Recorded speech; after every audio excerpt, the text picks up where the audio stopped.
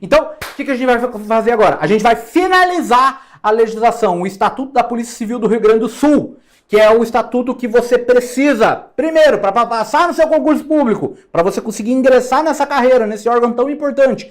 E depois essa legislação ela vai servir para você para a vida inteira, porque é essa lei que vai reger, que vai ser o regramento da sua vida pública dentro da Polícia Civil do Rio Grande do Sul. Beleza? Lembra, compromisso, vai assistir essa aula uma vez, vai prestar atenção em mim. Eu sei que você está no Instagram, fecha o Instagram e você presta atenção. Uma vez só você precisa assistir a aula. Material de apoio, você vai ver o material de apoio. E depois você vai finalizar com a leitura da lei seca e aí você vai estar pronto para você fazer a tua prova e você passar no teu concurso. Lembra como que é a aula? Legislação estadual, legislação específica. Não tem muito mistério, não tem discussões doutrinárias, discussões jurisprudenciais. Então, o que a lei vai fazer com você, o que a prova vai fazer com você? Ela vai fazer a inversão de algum termo, ela vai colocar algum termo diferente do outro. Então, o que é? É eu, você, a tela digital e o quadro, se for necessário. Vem comigo para a tela. Lei 7366 de 80 é o Estatuto da Polícia Civil do Rio Grande do Sul. É isso que a gente vai trabalhar e a gente vai começar pelo artigo 100. Se a falta imputada ao servidor constituir também infração penal, será imediatamente comunicada à autoridade competente. Lembra, você tem as esferas andando de forma paralela. Você tem a esfera criminal, a esfera penal, você tem a esfera administrativa e você tem a esfera civil. Aqui vamos colocar Código Penal, tá? Para não ficar confuso. Então elas andam de forma paralela e independentes entre si.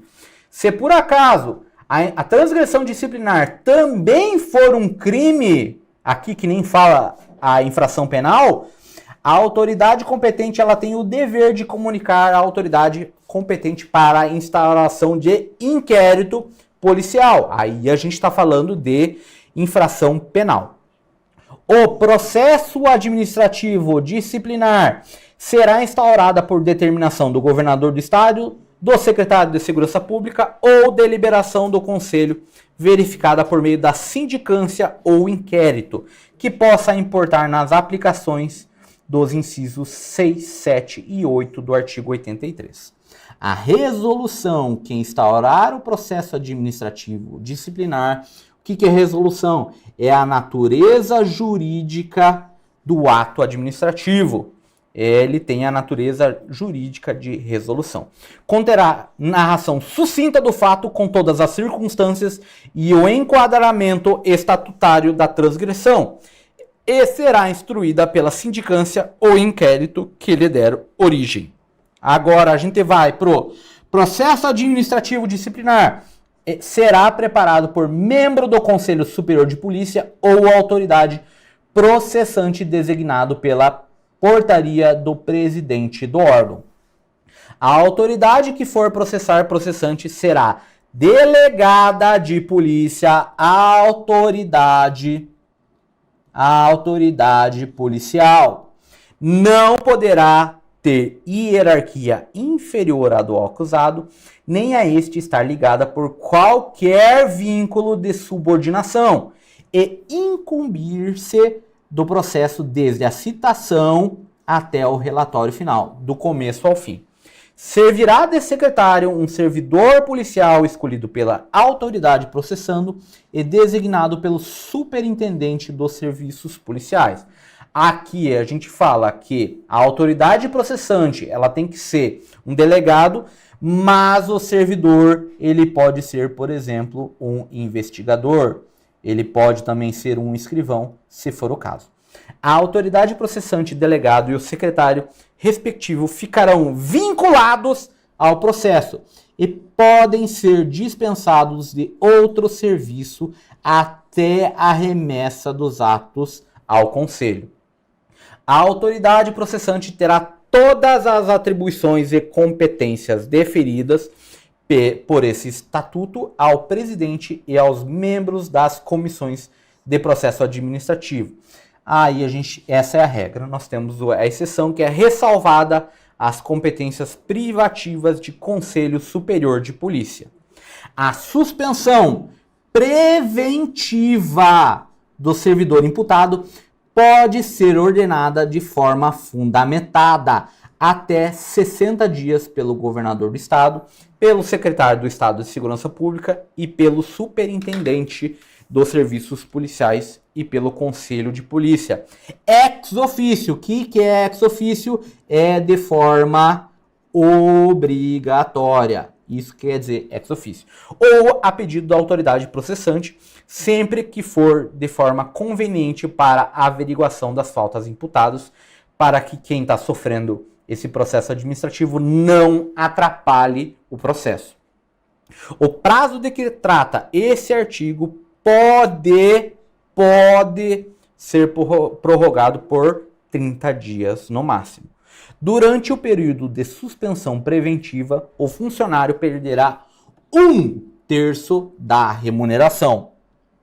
Fim do prazo estabelecido nesse artigo, ou de sua prorrogação também, cessarão os efeitos da suspensão preventiva, ainda que o processo administrativo disciplinar não esteja concluído. E agora, o funcionário terá o direito de que a diferença de remuneração e a contagem de tempo de serviço relativa ao período de suspensão preventiva, se do processo não resultar na punição ou quando essa se limitar apenas que não implique a perda de vencimentos. Também a diferença de remuneração e a contagem de tempo de serviço correspondente ao período de afastamento excedente ao prazo de suspensão da efetiva aplicação. Agora, o PAD, o processo administrativo disciplinar, será iniciado dentro do prazo improrrogável de 10 dias, a contar do recebimento da portaria pela autoridade e concluído no prazo de 60 dias após o seu início, podendo ser prorrogado por 60 dias a juízo do Conselho, sempre que circunstâncias ou motivos justificarem tal medida.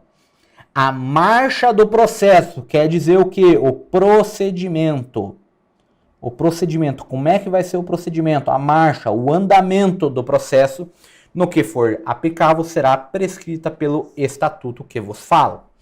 Autuadas a resolução de instauração e demais peças que instruírem, inclusive cópia dos assentamentos funcionais do acusado, a autoridade processante designará dia, hora e local para a audiência inicial. O acusado, ele é citado para ser interrogado e se ver processar. Então, há aqui a necessidade de uma citação.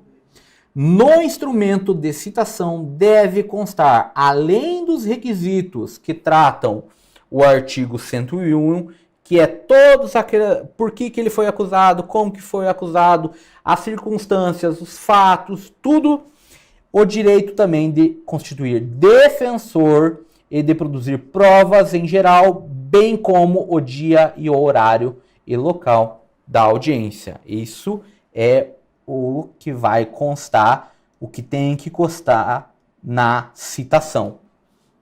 O acusado, será citado pessoalmente com antecedência mínima de 48 horas, sob pena de nulidade do processo, tá? Achando-se ausente no lugar da audiência, será o acusado citado por via postal, correios, em carta registrada, que é vulgo AR, com aviso de recebimento, juntado aos autos respectivos comprovantes.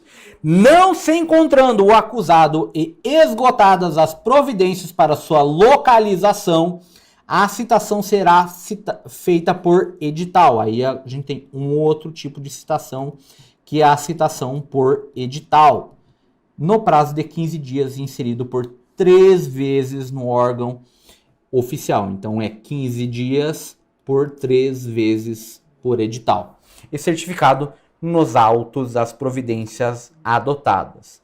Agora, não comparecendo o acusado, apesar de regularmente citado, prosseguirá-se o processo à sua revelia.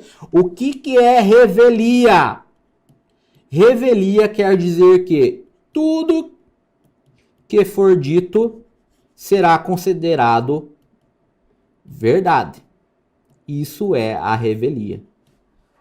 É como se fosse um WO ali, o cara vai perder ou ganhar por WO.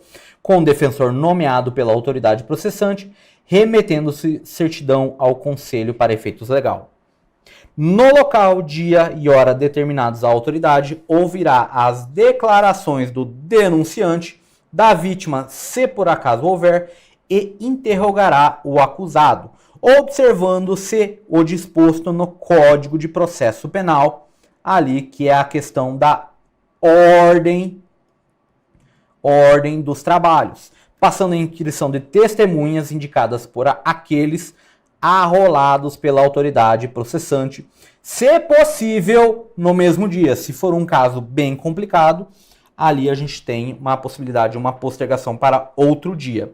Na audiência de interrogatório, o acusado indicará o seu defensor ou, se não quiser, não puder fazê-lo, a autoridade processante determinará o defensor dativo. A qualquer tempo, a autoridade processante pode proceder o interrogatório do acusado. A qualquer tempo, o defensor do acusado não pode intervir ou influir de qualquer modo no seu interrogatório. Ele não pode intervir. Logo após o interrogatório, a autoridade processante. Quem que é a autoridade processante? Delegado. Só para você fixar. Considerar o acusado o prazo de 3 dias para a defesa prévia, requerer diligências ou produzir provas e também arrolar testemunhas. Tratando-se de documento que se encontra em repartição pública, a requerimento do acusado ou de seu defensor, a autoridade processante fará a requisição dos mesmos e determinará sua juntada nos autos. O prazo desse artigo pode ser prorrogado por 2 dias a juízo da autoridade. Então, a defesa prévia é de 3 dias e pode ser prorrogado por mais 2 dias. A autoridade processante ordenará de ofício a realização de qualquer diligência necessária para esclarecimento dos fatos. A autoridade processante considerará as imputações novas contra o acusado ou mesmo contra outro servidor, representando obrigatoriamente ao Conselho de Polícia para os devidos fins, para o aditamento. O que é aditamento? É uma correção, é uma modificação da resolução, se for o caso. O acusado é facultado, é possibilitado produzir provas se surgirem novos elementos de acusação.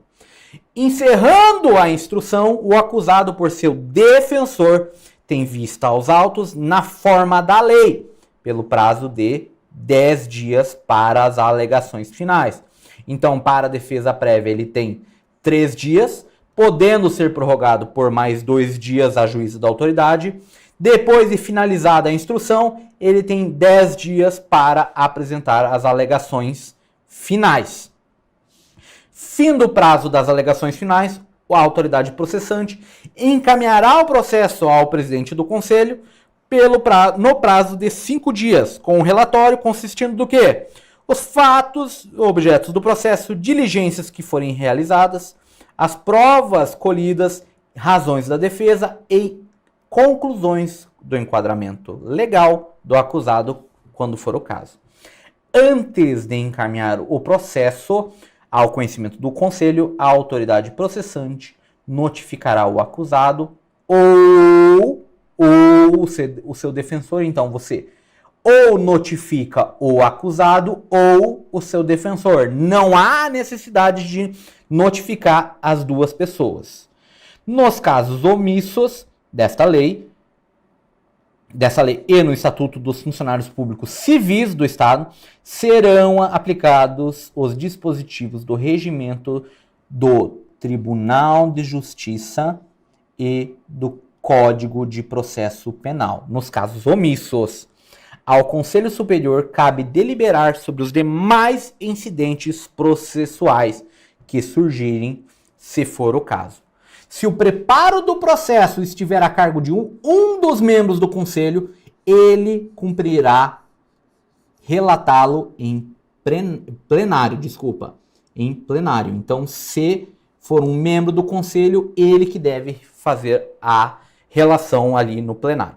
Recebidos autos da autoridade processante, o presidente do Conselho designará um de seus membros para relatar em plenário.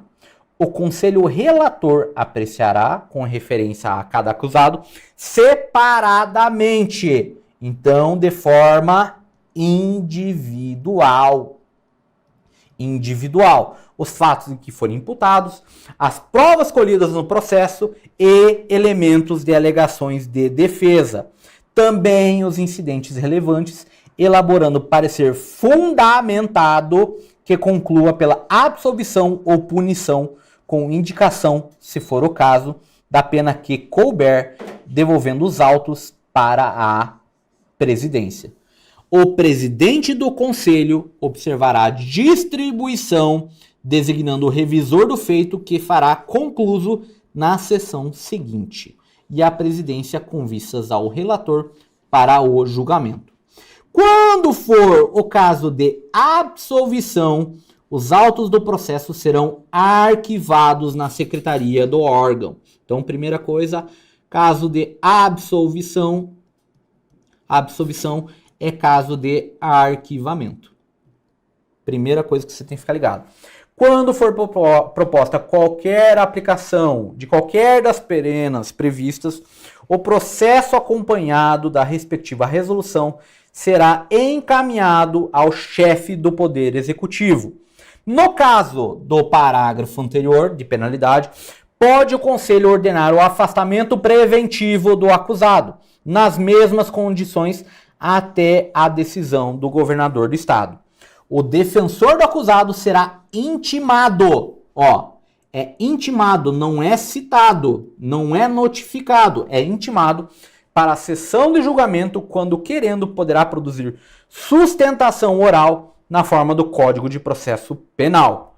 O Conselho Superior de Polícia providenciará para que paralelamente, de forma paralela ao processo administrativo disciplinar, seja instaurado inquérito policial, aqui a gente está falando de crime, se das irregularidades imputadas ou acusado resultarem indícios ou provas de responsabilidade criminal. As autoridades encarregadas do processo administrativo disciplinar e do inquérito policial deverão se auxiliar de forma mútua, sempre que for necessário. As penas impostas aos servidores serão anotadas nos respectivos assentamentos. O que é assentamento? Cara, é toda a documentação funcional do servidor. Então, ali no assentamento vai ter o tempo efetivo de serviço, vai ter as penalidades se por acaso acontecer, por exemplo. O cancelamento das anotações referidas aqui do artigo anterior processarão-se ex officio, por obrigação, se o servidor não tiver sofrido nova punição, só que você tem que observar os seguintes prazos. De 2 anos, no caso desses incisos aqui, 4 anos, desde que a suspensão não exceda 30 dias, e 5 anos, quando a suspensão exceder 30 dias. O termo inicial, o prazo inicial de contagem, que se refere a todo esse artigo, se recairá no dia imediato ao do cumprimento da pena, e é quando começa a contar os prazos. Nas suspensões paralelas, sucessivas ou simultâneas, a apuração do prazo far-se-á pela soma das mesmas e sua contagem terá o início no dia imediato ao cumprimento da última penalidade. O Conselho Superior de Polícia, órgão integrante da estrutura da Polícia Civil, tem a seguinte constituição: Superintendente dos Serviços Policiais, que será um presidente nato, um representante do Ministério Público, um representante da Procuradoria-Geral do Estado e um representante do Conselho Seccional da OAB. Também 3 delegados de 4ª categoria bacharéis em Direito. Com exceção do Superintendente dos Serviços Policiais, todos os demais conselheiros serão nomeados pelo governador do estado, juntamente com o seu suplente. O representante da Ordem dos Advogados será indicado em lista tríplice pelo Conselho da Seccional da OAB. O mandato dos conselhos e seus suplentes será de 2 anos e é admitida a sua recondução. Quando ele fala dessa maneira, quantas vezes ele pode fazer, quantas vezes ele pode ficar no mandato? 2 anos. Admitido o quê? Mais 2 anos. Mais o quê? Mais 2 anos. Mais 2 anos, mais 2 anos, mais 2 anos, conforme a necessidade. A única coisa que você tem que lembrar é que o mandato é de 2 anos. E quando ele fala que é admitida a recondução, é ad eterno, enquanto tiver a necessidade, mais 2 anos, mais 2 anos, mais 2 anos, sem problema nenhum.